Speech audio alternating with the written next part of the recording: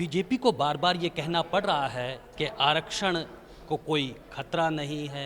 आरक्षण की अगर बात करें तो आरक्षण को और मजबूत किया।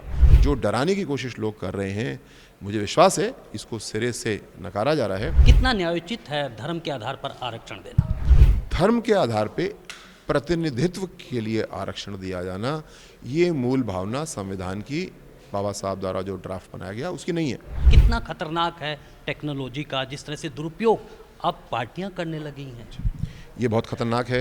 एक नागरिक के रूप में हमको आपको बहुत सचेत रहने की ज़रूरत है। असीम जी का क्या संकल्प है? इस राजनीति को कहां देखना चाहते हैं आप, और उत्तर प्रदेश को कहां देखना चाहते हैं? मैं और आप, हम सब अपने भारत को एक विकसित देश के रूप में देखना चाहते हैं। नमस्कार, मैं हूं नरेश वत्स। कहते हैं खूबसूरत तो हर कोई होता है, लेकिन निखरता वही है जिस पे रंगे महबूब चढ़ा हो। मोदी जी पर विकसित भारत बनाने का रंग चढ़ा है, और मेरे साथ मोदी परिवार के सदस्य असीम अरुण जी हैं, जो कि कैबिनेट राज्य मंत्री हैं, स्वतंत्र प्रभार से यूपी के।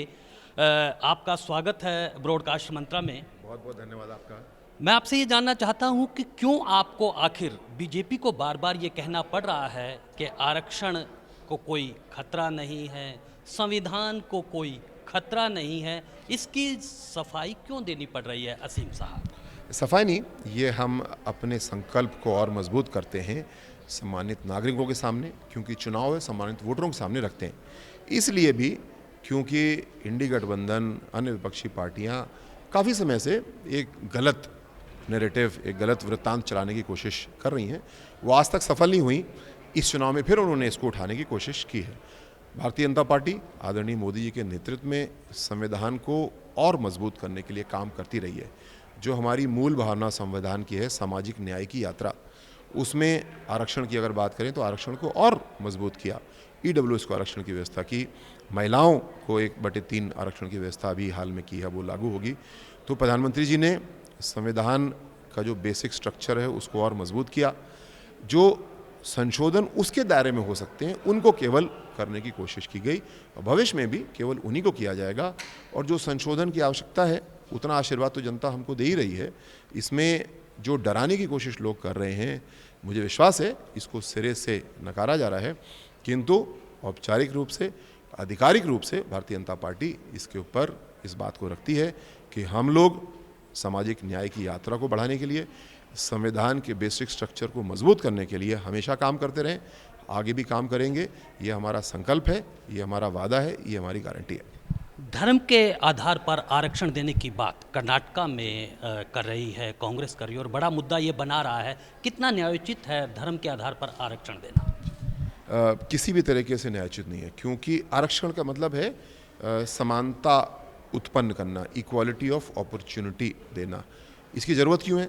क्योंकि कुछ लोग समाज में वंचित हैं, कुछ ऐतिहासिक रूप से वंचित हैं, कुछ जेंडर लिंग के रूप में बहनें हमारी वंचित रह गई, कुछ आर्थिक रूप से वंचित हैं। तो इस तरह से अलग अलग आधार पे आरक्षण दिया गया। धर्म के आधार पे प्रतिनिधित्व के लिए आरक्षण दिया जाना, ये मूल भावना संविधान की बाबा साहब द्वारा जो ड्राफ्ट बनाया गया उसकी नहीं है। अगर हम इसके और पूर्व में जाते हैं तो सेपरेट इलेक्टोरेट्स की एक मांग अंग्रेज़ों के समय मुस्लिम समाज के लिए की गई। उसी की पॉलिटिक्स आगे बढ़ती गई और अंत में जाकर के पाकिस्तान बना। आज जो भी सरकार ऐसी बात कर रही है कि मुस्लिम धर्म के आधार पे आरक्षण हो, मतलब वंचित पे नहीं, मुस्लिम को प्रतिनिधित्व देने के लिए आरक्षण हो, ये संविधान के मूल भावना के बिल्कुल खिलाफ है। ये लोग हैं जो संविधान की मूल भावना को बदलना चाहते हैं। ये कभी सफल नहीं होंगे क्योंकि इनको वोट ही नहीं मिलेगा, लेकिन पूरे समाज को, सम्मानित वोटरों को, खासकर चुनाव इसलिए कह रहा हूँ, ऐसे लोगों से सचेत रहने की ज़रूरत है। डिफेक्ट टेक्नोलॉजी का बहुत इस्तेमाल हो रहा है। गृह मंत्री जी का भी जो वीडियो आया वो बहुत चर्चित है। आप तो पुलिस अधिकारी रहे हैं, कितना खतरनाक है टेक्नोलॉजी का जिस तरह से दुरुपयोग अब पार्टियां करने लगी हैं? ये बहुत ख़तरनाक है। और जो आदरणीय अमित शाह जी का वीडियो काट पीट करके बनाया गया, कुछ एआई से जनरेट किया गया, पहली नज़र में देखें तो लगेगा हाँ ये तो कह रहे हैं, लेकिन आप सबसे अनुरोध भी मेरा, ऐसा कुछ दिखे तो तुरंत एक फैक्ट चेक करिए, उसको गूगल करिए, और प्रायः आप जैसे चैनल्स उसको फैक्ट चेक कर चुके होते हैं, हमको मिल जाती है सत्यता क्या है। लेकिन एक नागरिक के रूप में हमको आपको बहुत सचेत रहने की ज़रूरत है। सरकार के रूप में भी इसके लिए और सकारात्मक कानून बनाने की ज़रूरत है। और जो कंपनियां फेसबुक व्हाट्सएप आदि जो ये चलाती हैं पूरा सिस्टम, सबसे बड़ा योगदान उनका होगा कि ऐसी जो फेक चीज़ें हैं उनको आगे प्रसारित होने से रोकें। जो लोग ये गड़बड़ी कर रहे हैं उनको पुलिस अन्य इन्वेस्टिगेशन एजेंसी को तुरंत उनके बारे में बताएं कि किन्होंने किया। अभी ये इंटरमीडियरीज क्योंकि ज़्यादातर यूएसए में बेस्ड हैं, मैं पुलिस में रहा हूँ तो मैं जानता हूँ, उतना कोऑपरेशन हम लोग को नहीं देते हैं। टेररिज्म जैसे केसेस में देते हैं, लेकिन ऐसे केसेस में कोऑपरेट वो कम करते हैं। लंबी प्रक्रिया है और नुकसान समाज का ऐसा हो रहा है। एक आखिरी सवाल है, आपने तो देखा कि उत्तर प्रदेश की राजनीति जाति में बटी, धर्म में बटी, लेकिन अब एक नए विकास की बात हो रही है। असीम जी का क्या संकल्प है? इस राजनीति को कहाँ देखना चाहते हैं आप और उत्तर प्रदेश को कहाँ देखना चाहते हैं? बहुत ही अच्छी बात आपने कही। मैं और आप हम सब अपने भारत को एक विकसित देश के रूप में देखना चाहते हैं, लेकिन विकसित देश का मतलब केवल ये नहीं कि सबसे ज़्यादा हमारी आमदनी हो जाएगी, हमारी सेना सबसे मजबूत हो जाएगी, नहीं, सबसे ज़्यादा समानता हमारे समाज में होगी। हम किसी से ना हमला करते होंगे, ना किसी की हिम्मत होगी कि हमारे ऊपर हमला करे। ऐसी शांतिपूर्ण व्यवस्था होगी और हर रोज़ हम अपनी समस्याओं को हल कर रहे होंगे। प्रॉब्लम सॉल्विंग सोसाइटी बन रहे होंगे, जैसा मोदी जी ने हर बार किया है। एक एक करके प्रॉब्लम सॉल्व करते जा रहे हैं। एक व्यापक समस्या जो गंदगी की थी, 10 साल सबसे ज़्यादा समय मुझे लगता है मोदी जी ने उसी को दिया कि हम लोग स्वच्छता अभियान चलाएंगे, और आज स्वच्छता में बहुत बड़ा परिणाम हम लोग को मिला। अब अगली समस्या हमको हल करनी है। गांव-गांव में जो तालाब हैं वो गंदे हो गए थे, उनके लिए एक अमृत सरोवर की योजना दी मोदी जी ने, उस पर बहुत सफलता मिली।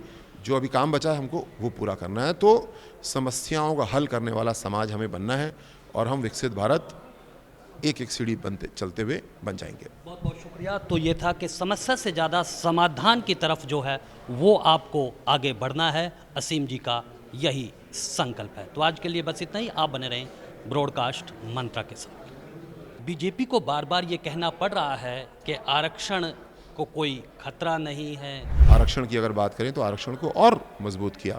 जो डराने की कोशिश लोग कर रहे हैं, मुझे विश्वास है इसको सिरे से नकारा जा रहा है। कितना न्यायोचित है धर्म के आधार पर आरक्षण देना? धर्म के आधार पे प्रतिनिधित्व के लिए आरक्षण दिया जाना, ये मूल भावना संविधान की बाबा साहब द्वारा जो ड्राफ्ट बनाया गया उसकी नहीं है। कितना खतरनाक है टेक्नोलॉजी का जिस तरह से दुरुपयोग अब पार्टियां करने लगी हैं? ये बहुत खतरनाक है।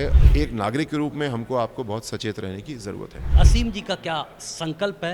इस राजनीति को कहाँ देखना चाहते हैं आप और उत्तर प्रदेश को कहाँ देखना चाहते हैं? मैं और आप हम सब अपने भारत को एक विकसित देश के रूप में देखना चाहते हैं,